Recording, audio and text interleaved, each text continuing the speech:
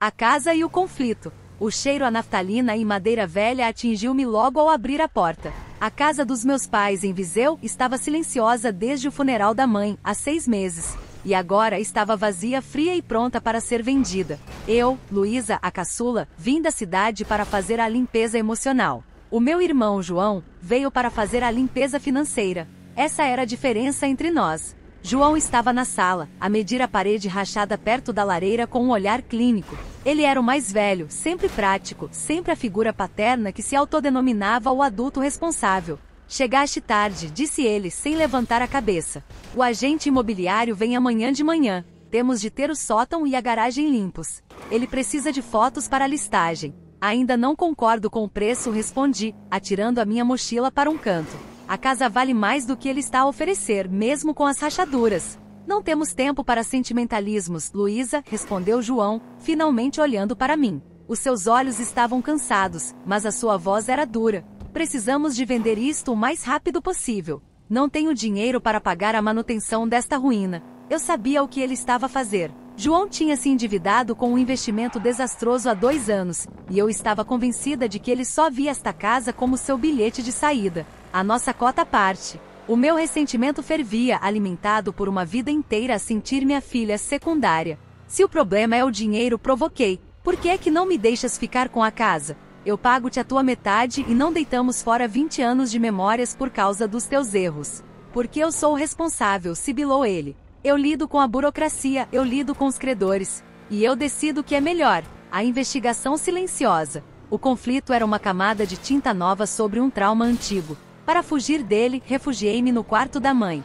Enquanto dobrava os lençóis de linho dela e guardava suas bijuterias, senti-me a invadir a sua privacidade. A tentar decifrar a mulher que sempre me parecerá mais próxima de João do que de mim. O meu olhar fixou-se no chão. O tapete de oração que ela usava sempre estava ligeiramente amassado num canto incomum, perto da cômoda. Afastei-o. Havia uma tábua solta.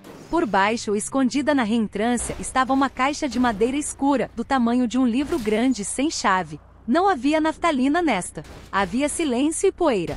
Tive de usar um pé de cabra da garagem para abrir. O fecho estalou. Lá dentro, não havia dinheiro nem joias. Havia uma pilha desorganizada de documentos e cartas. As primeiras coisas que encontrei foram papéis do hospital. Não os papéis de cancro da mãe, mas sim registros mais antigos, de há 15 anos. E o nome do paciente não era o meu. Era o nome completo de João. O choque paralisou-me. Folheei os documentos, as datas. 8 anos. 9 anos. 10 anos. Diagnóstico: leucemia mieloide crônica. Tratamentos longos, dolorosos, experimentais. João esteve gravemente doente durante toda a sua adolescência, e eu nunca soube. As cartas eram de hospitais em Coimbra e mais tarde, de uma clínica privada em Zurique. Eram cartas de mãe para si mesma, rabiscadas nas margens dos recibos. Mãe, 2009, o dinheiro acabou. Não temos como pagar o próximo ciclo. Vendemos o carro, mas não é suficiente. Se ele souber que estamos a pedir emprestado, ele desiste. Mãe, 2012, Luísa perguntou por que é que o João pode faltar à escola. Ela acha que somos injustos. É melhor assim. Ela precisa de uma infância normal.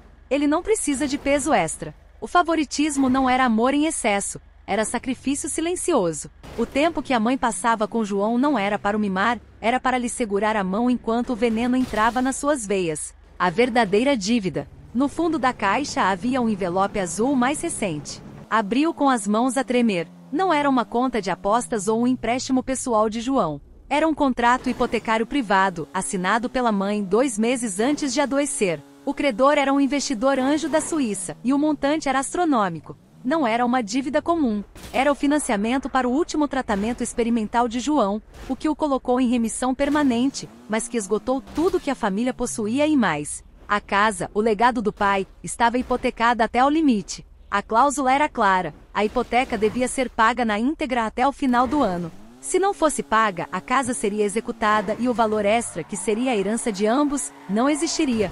O débito que João estava a tentar resolver não era o seu, era o da mãe. E a urgência de vender a casa não era para ganhar dinheiro rápido, mas sim para evitar a perda total e honrar o último sacrifício da mãe. Saí do quarto e encontrei João na cozinha, a fazer café. Encontrei uma coisa no quarto da mãe, disse eu, a voz rouca. Estendi a ele os documentos do hospital e o contrato de empréstimo suíço. João olhou para os papéis, depois para mim. Pela primeira vez em 10 anos, o seu olhar prático quebrou-se. As lágrimas escorreram pelo seu rosto. Tu não devia saber disto, sussurrou ele. A mãe pediu-me para nunca te contar. Ela disse que era o fardo dela, e que a tua vida tinha de ser apenas tua. Por que é que não me disseste? Perguntei, sentindo a raiva antiga a transformar-se em pura dor. Porque eu devia ser forte, disse ele, limpando o rosto com a manga. A mãe fez-me prometer que eu faria tudo para salvar a casa, para que tu tivesses a tua parte, e que tu nunca soubesses o que ela fez por mim. O meu falhanço com o investimento foi só o pretexto que eu te dei para que não te preocupasses. Era mais fácil seres só a miúda zangada do que a irmã que tinha sido poupada ao trauma. Ele apontou para a tábua solta no quarto da mãe. Ela não tinha um diário. Ela tinha um cofre, um arquivo de guerra, e deixou-o onde tu tinhas de o encontrar, no momento certo. O agente imobiliário tocou a campainha. João olhou para mim. Eu olhei para o contrato na mesa, para os 75 mil euros em falta. Vamos vender a casa, disse eu, guardando o contrato no bolso. Mas vamos vendê-la pelo preço justo. E vamos dividi-lo. Não porque seja a nossa herança, mas porque é a liberdade que a mãe nos comprou. Pela primeira vez, não houve rivalidade. A venda da casa deixou de ser um conflito e tornou-se um ato partilhado de luto e homenagem. A herança não era o dinheiro, mas a complexa e silenciosa verdade do sacrifício dos nossos pais.